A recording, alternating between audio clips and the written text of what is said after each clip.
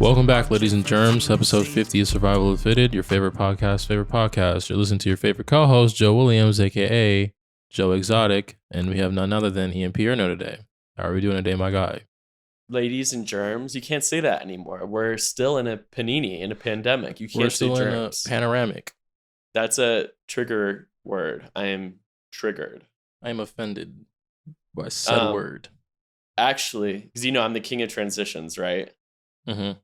I take anything. I'm like, speaking of Balenciaga, did you know that? Anyway, speaking of being triggered, it's almost April, and that means it's a good month for people to be triggered. We have just officially, I feel like we've been talking about it for a while, but we've officially started working on the All-LeagueFits teams. I like to not be accountable for my actions. So this year, it's not just me picking. It is a mix. We have like a panel of like 10-ish people that includes like Nick Young, Liz Cambridge, and some other movers in the fashion world. Mm-hmm. Those are going to count for 50% of the vote. Then we're going to do a fan vote, which is going to count for 25% of the vote.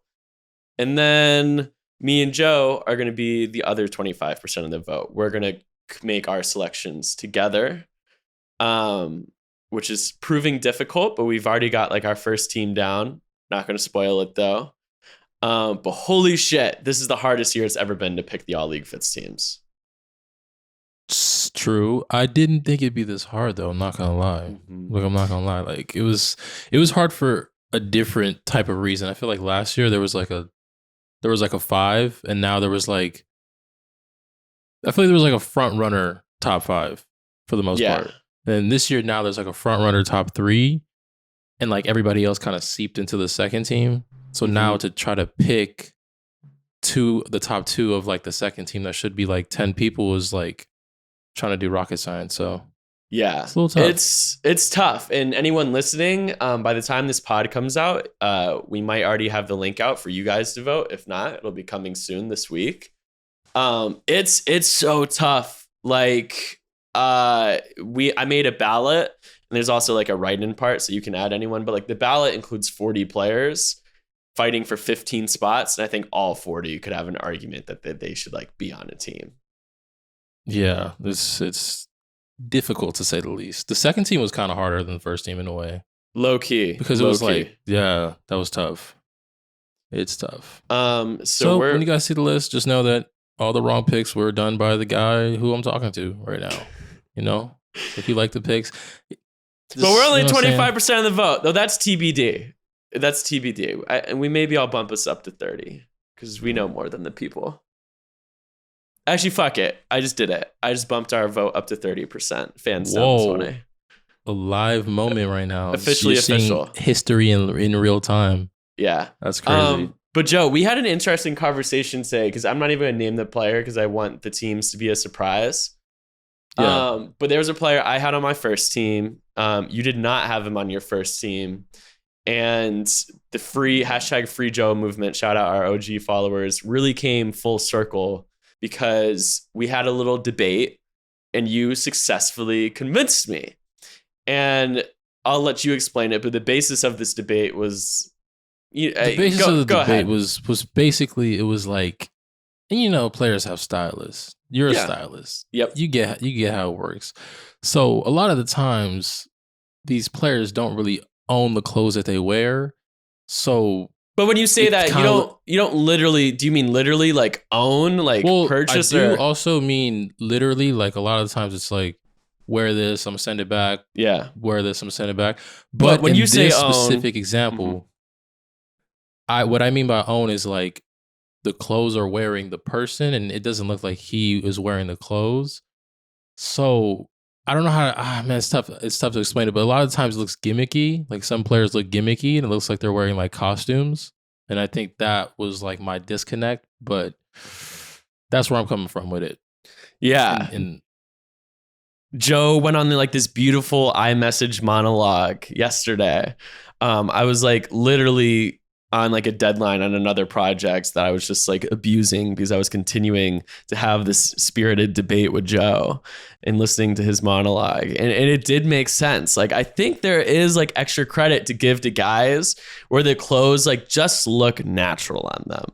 You know what I mean? Like, it looks like what, games at 7:00, you get to the arena at 4:30. Like, it looks like they put that shit on at like 3:30 p.m. and like it felt natural, like they picked it out of their closet. You know what I mean? I think like there is something to be said for just clothes looking like it fits the person. You know what I mean?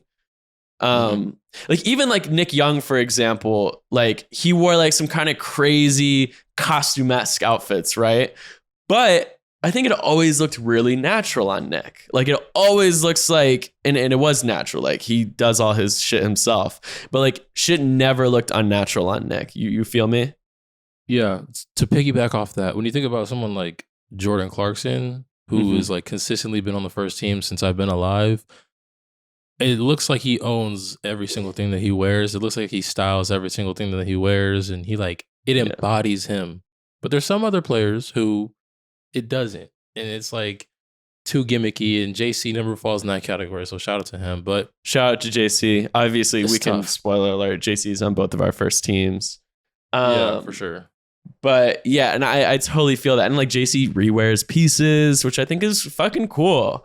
There was a while back, people were commenting Gachet like rewore some jeans. And I was like, bro, like it's fine, especially if you wear them differently. You know what I mean? Yeah, I just posted this picture of D'Lo yesterday. He had like this oversized striped shirt that he's worn like 2 or 3 times last year. Yeah, so. The rugby shirt. And it looks great. And he wears it in a different way, in different environments. And like, I love that because it's his, you know what I mean? I think that's super cool. What's the saying? How's it go? Let the clothes wear, no. You wear your clothes. Don't let the clothes wear you. You wear the clothes. Yeah, don't let the clothes wear you. So I think that's something that even I honestly hadn't thought about a lot before because I'm just like, ooh, Rick Owens, you know what I mean? But there is something like totally to be said for that. And even like styling, like I can relate to that. Like my favorite outfits I've done for like Miles, for example, are the ones that just like fit him kind of like naturally. Like for example, when we did the cowboy outfit, that was one of like not my favorite outfits because it was like literally a costume. It's a costume, it's a costume. Yeah. But shit, honestly on him, it kind of felt natural because I think he thinks he actually is a cowboy. He actually might be a cowboy. But like, yeah, I totally feel what you mean. And that's something that like, it made me like re-examine my whole board. I was like, who looks the most natural in their clothes? What about like you personally? Like, cause my friends have, always like let me know or whatever if I'm like, is the difference between like trying to make a statement versus like stepping too far out of bounds where like that doesn't even look natural. And I've said this before like 57 episodes ago, but like I feel like my friends do a good job of like keeping me in check where they're like, okay, like this is the clothes that you wear also matches the music that you listen to, and it also matches like the lifestyle you live. But like, there's some people where it doesn't, and it looks like a costume. And like, I feel that you're not gonna make the first team or the second team or whatever team. Like, it takes into consideration.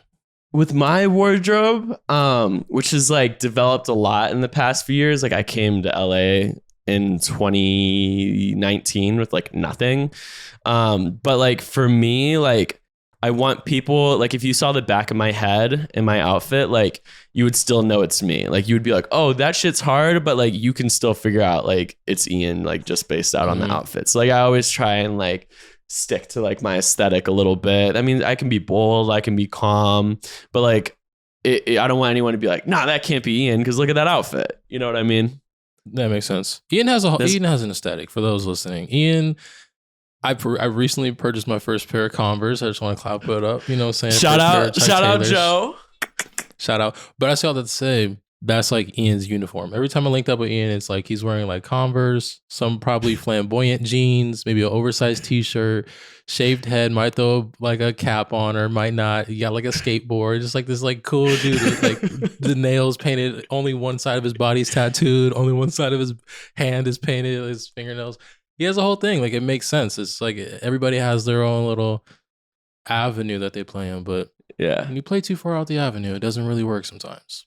The tattoo and nail painting. So yeah, I only paint the nails on my right hand and I only get tattoos on the right hand of my body. And that's because my right side of my body is for art. And then the left side of my body, because I'm left-handed, is for making art. Oh, you explain that to me, but first time on air. Yeah. I don't relate. I'm a symmetry guy. So like if I have tattoos on my left hand, I went and got a tattoo on my right hand, except my legs. I would only have my left leg tatted, and I probably would only tat my left leg. But other than that, I feel you. Yeah. Feel you. Speaking of cool tattoos, though, because I wanted to use my option to segue, my opportunity. Transition. Fit of the week for me, for Joe Williams, aka Joe Exotic. Kelly Oubre Jr. pulled up with a really cool fit, and I really want to give my flowers. He had like the green cardigan on with the yellow pants, the Soul Bob Rebel Marley t-shirt. Then he got the nail paint.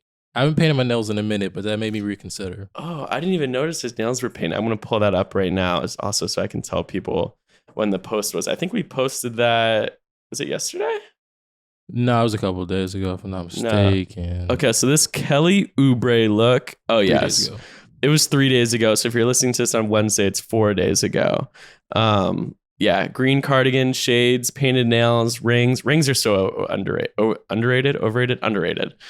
Like, I feel like having rings on your fingers just really elevates your outfit. But yeah, he kind of has like a khakis and like a super basic pine green Jordan 1, but it works. Like, he's wearing the clothes. He's Kelly Oubre Jr., another great example. Someone who your clothes, it fits him. It fits him. And his shit is he'll wear some wild shit too. So it's not like we're like poo-pooing wild shit. But like Kelly Oubre wears some wild shit, but it's like, yeah, fuck yeah, that's Kelly. He's like a wild dude though. Like he's gonna like dunk on someone and then like blow the kisses, and it's just like it fits his aesthetic. I feel that. It just makes sense. Thanasis commented. Thanasis is like the biggest LeagueFits cheerleader. Like I think Thanasis comments like 3 fire emojis on like 2 or 3 LeagueFits posts a day. You know what? Yeah, he is actually. As I'm looking through this, and I love that. But yeah. So anyway, the whole fam, we're big Oubre. That's my fit of the week though. For sure. Oh really? Okay, there we go. Yeah, dude. Also, JC had a really cool fit too. Yeah, JC had a really cool fit the other day too, with the orange pants. With no one knows what kind of shoes he has on. Oh yeah, the baggy ones. Yeah. Also, bro, I love Bob Marley. Did you know? Fun fact: me and Bob Marley have the same zodiac chart. Oh really? Like, I don't know what that means, but like our big 3, like our like sun, moon, and rising. Me and Bob Marley have the exact same 3. Bob Marley, man. I could use some of his energy because I'm kind of a bitch. The Bob Marley energy. So the kids, have you seen what the kids are up to this week? The kids. Yeah, the kids. No. So ironically, one of the first things we ever talked about on this podcast was the Balenciaga Fortnite collab. And Fortnite has a new collab for the kiddos, and it's not an alligator. I'm talking Lacoste. I got it crazy. It was okay. I feel you on that, but it was Minecraft. But either way, Lacoste. Oh, it's Minecraft. Oh, fuck, yeah. Minecraft. It's all good. It's all good. But yeah, I kind of like that. I feel like it merges. It makes sense. Put these kids on. Put these Target t-shirt kids on. You know what I mean? I don't know how that's gonna work though, because like Minecraft, isn't it? Like it's like super. It's 3D. I'm trying to think of the word, but it's like, you know, it's like the game is like in like 240p.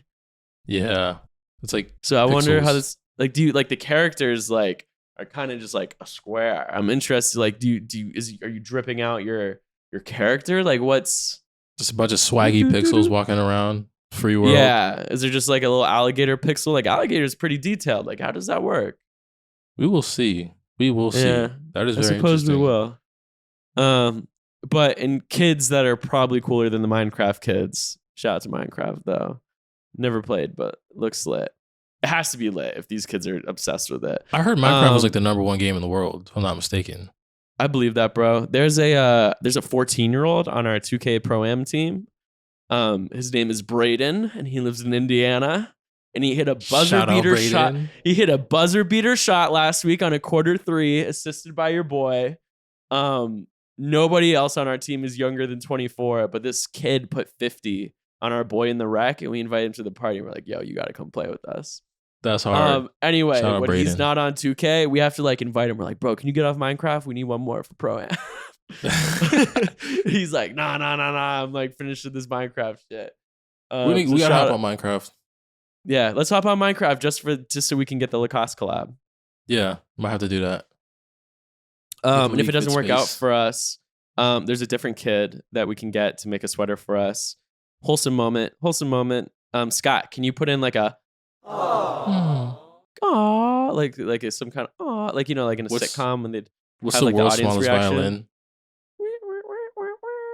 violin? Aww. Okay, it's been a bad year for Russell Westbrook and the Lakers. But people forget that he has a family. And maybe the most wholesome shit ever. This was posted late Monday night. It's also in the LeagueFits Reels for anyone who wants to go look.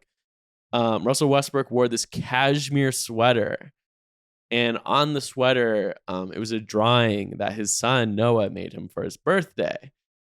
And then his son got the drawing, like, I don't think it was embroidered, but like knit into the sweater. So like even nicer.